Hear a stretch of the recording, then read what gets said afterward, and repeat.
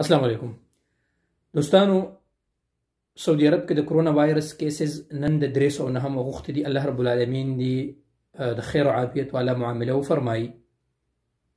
لیکن دوستانو په دې سوشل میډیا باندې بیا خلکو یو دروغ شروع کړي دي چې یاره په توکلنا ټیم اعلان کړی چې د کرفي لپاره تسریع او دا هغه دا اپشن په توکلنا کې د تسریع د اپشن چې کومه د مخکینه اپډیټ او د مخکین د پغې کې موجودو دا سینه د چې یاره دا د وس نو لہذا هغه هم د خبرې تردید کړه د لہذا الحمدلله دا سیستم نشته. الله رب العالمین مخیر کی. تاسو ما پرونم په دې باندې ویډیو جوړه کړې و چې کوم یو خبره تاسو ته بهتر لار ښکاري تاسو په کې باندې عمل وکړئ.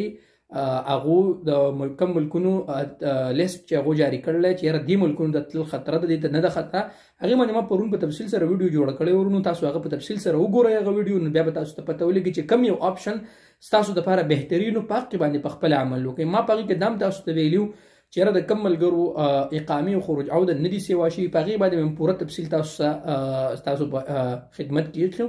نو لہذا دا سیستم نشته د خلکو په خبرو باندې یقین مکوئ. شکریہ.